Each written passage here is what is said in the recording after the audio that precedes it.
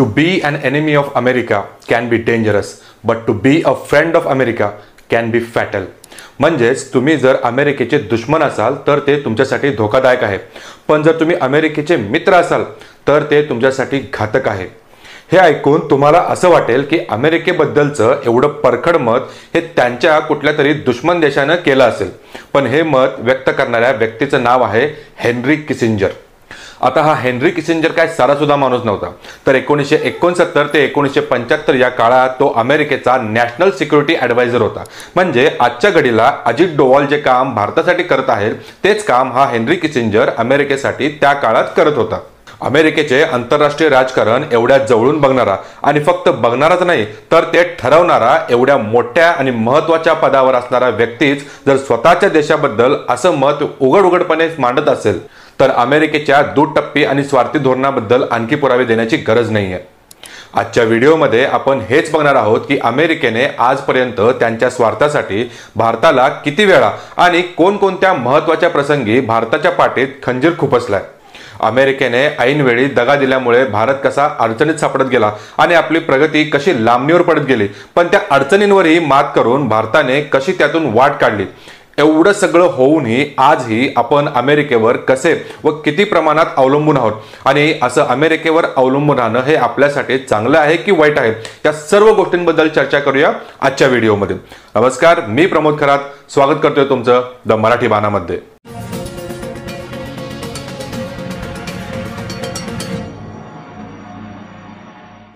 अमेरिकेने भारताच्या पाठीत खंजीर खुपसण्याचं पहिलं उदाहरण बघायचं असेल तर हे फोटोज बघा.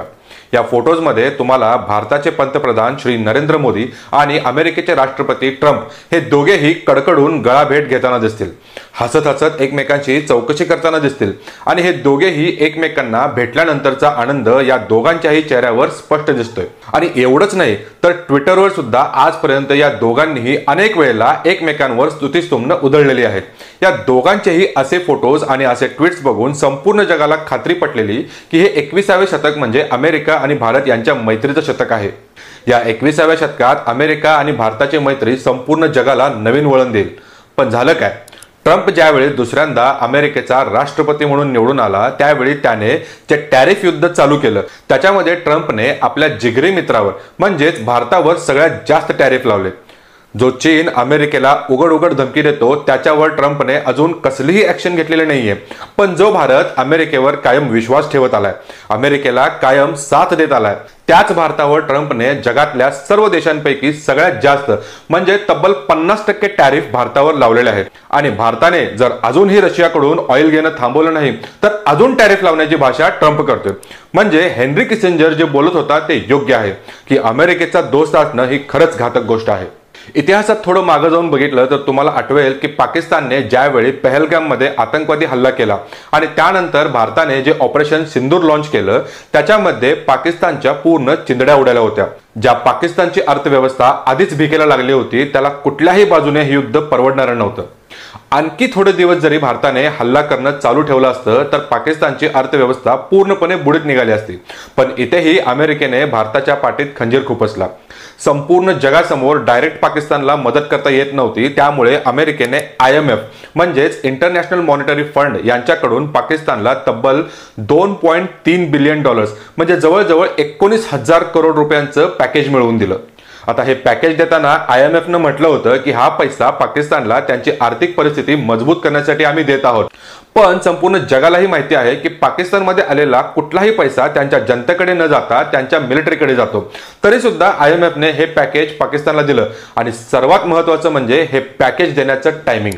ज्यावेळी ऑपरेशन सिंदूर चालू होतं त्याच दरम्यान हे पॅकेज अचानकपणे पाकिस्तानला मंजूर करून तो पैसा देण्यात सुद्धा आला होता. या सर्वांमागे कोण होतं हे न कळण्याइतपत कुठलाही देश दूधखोळा नाहीये. अमेरिकेला माहिती आहे की येणाऱ्या 20-30 वर्षामध्ये भारत हा अमेरिकेला टक्कर देण्याइतपत मोठा होणार आहे. त्यामुळे अमेरिका पाकिस्तानला वरच्यावर यासाठीच मदत करत असतो की उद्या जर भारत जड जाऊ लागला तर पाकिस्तानच्या मदतीने अमेरिका भारतावर कंट्रोल ठेवू शकतं असं त्यांना वाटतं. तिसरी अशी घटना की जिथे अमेरिकेने भारताला दगा दिला ती म्हणजे 1999 सालचं कारगिल युद्ध, ज्यावेळी पाकिस्तानी सैनिकांनी भारताच्या हद्दीतील कारगिल टेकड्यांवर कब्जा केला होता। त्यावेळी ते वरच्या बाजूला होते आणि भारतीय सैनिक हे खालच्या बाजूला होते। या काळात भारत सरकारने अमेरिकेला विनंती केली होती की त्यांनी त्यांची जीपीएस सिस्टीम वापरून भारताला पाकिस्तानी सैनिकांची लोकेशन्स द्यावीत, पण अमेरिकेने हे करायला साफ नकार दिला होता। यामुळे भारतीय सैनिकांना पाकिस्तानी सैनिकांचे योग्य लोकेशन्स कळत नव्हते, त्यामुळे ही लढाई लांबत गेली आणि अनेक भारतीय जवान या लढाईमध्ये शहीद झाले होते। भारतीय सैनिकांनी आपल्या पराक्रमाची पराकाष्ठा करून या टेकड्या परत घेतल्या खऱ्या, पण जर अमेरिकेने त्याच वेळी भारताला मदत केली असती तर आपल्या अनेक जवानांचे प्राण वाचले असते। या कारगिल युद्धाच्या वेळेस पाकिस्तानी घुसखोरांचे लोकेशन द्यायचं तर राहिलंच, उलट त्यावेळचे अमेरिकेचे राष्ट्रपती असलेल्या बिल क्लिंटन यांनी भारताचे त्यावेळचे पंतप्रधान अटल बिहारी वाजपेयी यांना मध्यरात्री फोन करून धमकावलं होतं की जर तुम्ही कारगिल क्षेत्रातून तुमच्या मिलिटरीला मागे बोलावलं नाही तर पाकिस्तान तुमच्यावर उद्या अणुबॉम्ब टाकण्याची भाषा करत आहे।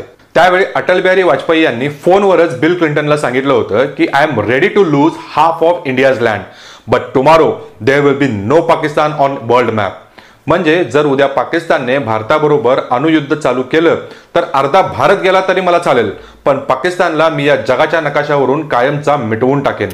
अमेरिकेच्या राष्ट्रपतीला असलं खरमरीत आणि अभिमानानं भरलेलं उत्तर त्यावेळी अटल बिहारी वाजपेयी यांनी दिलं होतं। चौथी घटना, जॉन अब्राहमचा पोखरण पिक्चर जर तुम्ही बघितला असेल तर त्याच्यामध्ये तुम्हाला दिसेल की 1998 साली ज्यावेळी भारताने अटल बिहारी वाजपेयी यांच्या नेतृत्वाखाली अणुचाचण्या केल्या होत्या, तर या अणुचाचण्या होऊ नयेत म्हणून पाकिस्तानची ISI आणि अमेरिकेची CIA या दोघांनीही मिळून कितीतरी आटापिटा केला होता। अमेरिकेने तर त्यांच्या सॅटेलाइट्सवरून पोखरण रेंजमध्ये नजर ठेवायला सुरुवात सुद्धा केली होती, पण तरी सुद्धा भारतीय मिलिटरी आणि भारतीय वैज्ञानिकांनी अमेरिकेच्या नाकावर टिच्चून 1998 साली राजस्थानच्या पोखरण रेंजमध्ये अणुचाचण्या केल्या होत्या आणि यानंतर अमेरिकेने भारतावर अनेक सँक्शन्स लावले होते। पण फक्त स्वतः सँक्शन्स लावून गप्प बसेल तो अमेरिका कसला, याच अमेरिकेने अनेक देशांना सुद्धा भाग पाडलं होतं भारतावर सँक्शन्स लावायला। 1990 साली सुद्धा ज्यावेळी भारताचं रॉकेट आणि मिसाईल प्रोग्राम प्रगतीच्या वाटेवर होता, त्यावेळी ऐन वेळेला अमेरिकेने भारताला क्रायोजेनिक इंजिन द्यायला नकार दिला होता आणि दुसऱ्या देशांनाही हे क्रायोजेनिक इंजिन भारताला देण्यास प्रतिबंध केला होता। या बंदीमुळे भारताचा रॉकेट आणि मिसाईल क्षेत्रातली प्रगती किमान 10-12 वर्ष लांबणीवर पडली होती, पण म्हणतात ना गरज ही शोधाची जननी असते। अमेरिकेच्या या नकारानंतरच भारतीय वैज्ञानिकांनी आपल्या टॅलेंटच्या जोरावर 10 वर्षातच हे क्रायोजेनिक इंजिन स्वतः बनवून संपूर्ण जगाला आपली कुवत दाखवली होती। 1971 साली जेव्हा भारत पूर्व पाकिस्तान म्हणजे आत्ताच्या बांगलादेशला स्वतंत्र करायचा प्रयत्न करत होता, त्यावेळी सुद्धा अमेरिकेने पाकिस्तानच्या मदतीसाठी त्यांच्या नौसेनामधील सगळ्यात पॉवरफुल अशी 7th फ्लीट नावाची तुकडी पाठवली होती। एवढेच नाही तर 1955 ते 1964च्या दरम्यान अमेरिकेने पाकिस्तानला जवळजवळ 500 ते 600 पॅटर्न टँक्स आणि काही लढाऊ विमाने पण दिली होती, ज्याच्या जीवावरच पाकिस्तानने भारताबरोबर 1965 मध्ये युद्ध केलं होतं। अर्थात भारतीय सैन्याच्या धैर्यापुढे पाकिस्तान हे युद्ध हरलाच, पण अमेरिका पूर्णपणे व ऍक्टिव्हली पाकिस्तानला या युद्धासाठी मदत करत होता। 1970च्या दशकात ज्यावेळी भारत दुष्काळ आणि वाढत्या लोकसंख्येमुळे खाण्याच्या बाबतीत पूर्णपणे आत्मनिर्भर नव्हता आणि भारतीय लोकांची भूक भागवण्यासाठी भारत मोठ्या प्रमाणात अमेरिकेकडून आयात केल्या जाणाऱ्या गहूवर अवलंबून होता, त्यावेळी अमेरिकेने भारताला असा 3rd क्लास गहू पाठवला होता की जो त्यांच्या देशामध्ये डुकरांचं खाद्य म्हणून वापरला जात होता। आपल्या देशातील लोक उपासमारीने मरू नयेत म्हणून आपण अमेरिकेकडून गहू आयात करत होतो, पण त्यात सुद्धा अमेरिकेने आपला फायदा बघत अत्यंत निकृष्ट दर्जाचा गहू आपल्या लोकांना खाण्यासाठी पाठवला होता। यावरून अमेरिका किती स्वार्थी देश आहे हे आपल्याला समजतं। लांबचं कशाला, ज्यावेळी संपूर्ण जगात कोरोना पसरला होता आणि लॉकडाऊन लागलं होतं, त्यावेळी भारताने आपल्या देशात बनवलेल्या कोरोनाच्या वॅक्सिन संपूर्ण जगाबरोबर अमेरिकेला सुद्धा पुरवल्या होत्या, पण त्याच वेळी अमेरिकेने त्यांच्या देशात बनणाऱ्या सिरिंज आणि इतर काही मेडिकल इक्विपमेंट्स जे आपण त्यांच्याकडून आयात करत होतो त्यांच्यावरही बंदी घातली होती। ज्यावेळी भारत उदार होऊन संपूर्ण जगाच्या रक्षणासाठी पुढे येत होता, त्यावेळी अमेरिकेसारखी महासत्ता फक्त स्वतःचा विचार करून महत्त्वाच्या वस्तू द्यायला नकार देत होती। इतका अमेरिका हा देश स्वतःचा विचार करणारा आणि स्वार्थी देश आहे। या सगळ्या उदाहरणांवरून आपल्याला एक गोष्ट लक्षात येते की अमेरिकेवर एखाद्या गोष्टीसाठी अवलंबून राहणे किती घातक आहे आणि अमेरिका ऐन वेळेला कधीही कुठल्याही देशाला धोका देऊ शकतो किंवा त्या देशांना आपल्या मर्जीप्रमाणे वाकवू शकतो। त्यामुळे अमेरिकेवर अवलंबून राहणे ही कायमच धोक्याचीच गोष्ट असणार आहे। पण आजही WhatsApp, Facebook, Instagram, Google, YouTube, Microsoft, passenger विमान आणि IT सेक्टर अशा अनेक फील्ड्समध्ये आपण अमेरिकेवर अवलंबून आहोत। संपूर्ण सोशल मीडिया अमेरिकेच्या हातामध्ये आहे। या सोशल मीडियाच्या सहाय्याने अमेरिका कुठल्याही देशात त्यांना हवा तसा नरेटिव्ह सेट करू शकतो आणि त्यांना हवं ते सरकार आणण्याचा प्रयत्न करू शकतो। नेपाळ आणि श्रीलंका याची ताजी उदाहरणं आहेत। आज गुगल मॅप इतक्या खोलवर भारतामध्ये रुजलाय की भारतासारख्या एवढ्या मोठ्या देशातल्या प्रत्येक गल्लीबोळातला रस्ता सुद्धा त्याला माहिती आहे। एखाद्या देशावर आणि तेही अमेरिकेसारख्या देशावर एवढं अवलंबून असणं कायमच धोक्याचं आहे। यामुळे जसं चीननं स्वतःचं सोशल मीडिया प्लॅटफॉर्म्स डेव्हलप केले आहेत, त्याच धर्तीवर भारताने सुद्धा आता व्हॉट्सअप, फेसबुक किंवा इंस्टाग्राम सारखं एखादं सोशल मीडिया प्लॅटफॉर्म डेव्हलप करायला पाहिजे। शिवाय जीमेल, मायक्रोसॉफ्ट आणि यूट्यूब सारखे प्लॅटफॉर्म सुद्धा डेव्हलप केली गेली पाहिजेत। आम्हाला मान्य आहे की हे लगेच नाही होणार, पण आज सुरुवात केली तर येणाऱ्या किमान 10-15 वर्षात तरी आपण नक्कीच असे प्लॅटफॉर्म्स डेव्हलप करू शकतो। पण जर आपण सुरुवातच केली नाही तर हे कधीच होणार नाही।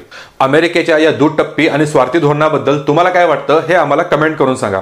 आणि भारतासारख्या देशाने आत्मनिर्भर राहण्यासाठी खरंच आपल्या देशात स्वदेशी प्लॅटफॉर्म्स उभे केले पाहिजेत की अमेरिकेवरच आपण अवलंबून राहायला पाहिजे, हेही आम्हाला कमेंट करून सांगा। व्हिडिओ आवडला असल्यास लाईक आणि शेअर करा आणि अशाच प्रकारच्या माहितीपूर्ण व्हिडिओसाठी चॅनलला सबस्क्राईब करा। पुन्हा भेटूया पुढच्या व्हिडिओमध्ये। तोपर्यंत पाहत रहा द मराठी बाणा। जय हिंद, जय महाराष्ट्र।